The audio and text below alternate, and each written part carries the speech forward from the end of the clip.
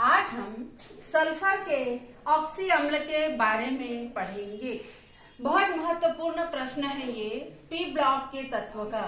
यहाँ से एक प्रश्न 5 नंबर का आता है, सल्फर के ऑक्सी अम्ल। तो सल्फर के किसी भी 5 ऑक्सी अम्ल का आपसे नाम और संरचना पूछी जाती है। बच्चे बहुत कंफ्यूज होते हैं इसको बनाने में, इसलिए यहाँ पर आपको कंफ्यूज नहीं होना है। थोड़ी सी समझदारी लेनी है और थोड़ा सा दिमाग लगाना है कि हम इसको किस प्रकार से बनाएं। वैसे तो सल्फर के बहुत से ऑक्सी अम्ल है। देखो यहाँ पर मैंने कुल 8 ऑक्सी अम्लों की संरचना बनाई है, पर आपको जो सुविधाजनक लगता है उसमें से कोई 5 ऑक्सी अम्ल को आप तैयार करोगे। इस साल के लिए बहुत इंपॉर्टेंट क्वेश्चन है। सबसे पहले आप सूत्रों को याद करोगे। ये देखिए, सल्फर के ऑक्सी अम्ल। ऑक्सी अम्ल का मतलब होता है कि सल्फर है और अम्ल है मतलब H है, और ऑक्सी मतलब ऑक्सीजन। तो ऑक्सीजन सल्फर के ऑक्सी अम्ल में पहला है आपका, देखो H2SO3। अब देखो स्टार्ट करो, H2SO3। यहाँ क्या है, H2SO4, H2SO5। तो पहले आप इन तीनों को देखो, क्योंकि तीनों की सूत्र जो है लगभग बराबर है, H2H2H2, S एक S है। ऑक्सीजन का अंतर है 3, 4 और 5, लगातार बढ़ेगा। तो H2SO3 को हम बोलते हैं सल्फ्यूरस अम्ल, H2SO4 को हम बोलते हैं सल्फ्यूरिक अम्ल, और H2SO5 को बोला जाता है पर मोनो सल्फ्यूरिक अम्ल, या इसे कैरो अम्ल के नाम से जाना जाता है। अब इसकी संरचना कैसे लिखनी है। सल्फर के जो ऑक्सी अम्ल होते हैं द्विभाषमिक होते हैं, द्विक्षारकी होते हैं। कहने का मतलब आपको इसके सूत्र में 2H दर्शाना होगा। OH 2 है मतलब ये द्विभाषमिक है, डाइबेसिक नेचर रखते। तो देखिए आपके सूत्र के पास H कितने हैं, 2, S और O3। और सल्फर ऑक्सीजन से हमेशा डबल बॉन्ड से जुड़ते हैं, तो एक सल्फर और एक ऑक्सीजन डबल बॉन्ड से। और चूंकि हमको इसको दर्शाना अनिवार्य है, क्या, OH कितने, 2।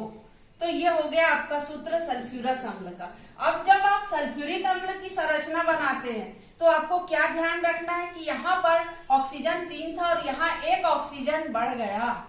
तो देखो, एक सल्फर इसमें भी है, एक इसमें भी है। एक ऑक्सीजन डबल बॉन्ड से, एक ऑक्सीजन डबल बॉन्ड से है। 2 OH इसमें भी है, 2 OH इसमें भी। यहाँ तक की जो रचना है सेम इसके जैसी है, और एक O एक्स्ट्रा आ गया तो वह यहाँ पे डबल बॉन्ड से जुड़ जाएगा। तो ऑक्सीजन सदैव सल्फर से डबल बॉन्ड से जुड़ता है, कब, जब वो अकेला रहता है। तीसरा सूत्र है पर मोनो। यहाँ पर एक ऑक्सीजन और बढ़ गया, 5 हो गए। तो जब एक ऑक्सीजन और बढ़ गया तो आप देखिए इसके सूत्र में आपने क्या किया, सल्फर के साथ 2 ऑक्सीजन डबल बॉन्ड से सेम इसी के जैसे लगे हुए हैं, 2 OH भी है, ये है। पर यहाँ पर एक एक्स्ट्रा ये हुई कि इस OH और S के बीच में चूंकि एक O बढ़ा, यहाँ से 4 से 5 हुए तो एक O यहाँ आ गया। तो आपको ये तीनों संरचना जो है वो इस प्रकार से बनाने में मदद मिलेगी कि परिवर्तन कहाँ पे आ रहा है। इसके बाद जो चौथी संरचना है यह है H2S2O3। तो इसे भी मैंने लाइन से बनाया है। देखिए, अब यहाँ पर H भी 2 है, पर इसमें और इसमें अंतर ये आ रहा है कि सल्फर ये सभी में 2 है, इसमें सल्फर सभी में 1 थे और इसमें सल्फर 2 है। तो ये भी क्रमशः H2S2O3, H2S2O4 एक O बढ़ गया, H2S2O5 एक O बढ़ गया, H2S2O6 एक O बढ़ गया, और H2S2O7 एक O बढ़ गया। तो लगातार ये जो संरचना है, ये देखिए, ये क्या है, तीनों में सेम है, चारों में। अंतर केवल इसका आ रहा है, किसका, O का। ये 3, ये 4, ये 5, ये 6 और ये 7। स्ट्रक्चर कैसे बनाना है, 2 सल्फर है तो एक सल्फर ऑक्सीजन के साथ तो सदैव डबल बॉन्ड से होगा। ये रचना आपको सभी में देखने को मिल रही है, क्या, कि सल्फर ऑक्सीजन के साथ हमेशा डबल बॉन्ड से ही जुड़ता है। लेकिन यहाँ पर देखिए आप, सल्फर कितने हो गए, 2। तो ये हमने एक सल्फर को डबल बॉन्ड S डाला, दूसरे को ऑक्सीजन के साथ डाला, और 2 OH दिखना चाहिए जो कि इसकी खास विशेषता है। तो ये हो गया आपका सूत्र H2 और S2O3। अब यहाँ पे देखिए एक और बढ़ गया, डायथायोनस अम्ल। तो अब आप क्या करेंगे, दो सल्फर को सिंगल बॉन्ड से जोड़ेंगे। दो सल्फर को जोड़ा आपने, दो OH बनाया आपने और डबल बॉन्ड करके दो O लगा दिया, तो हो गया H2S2O4।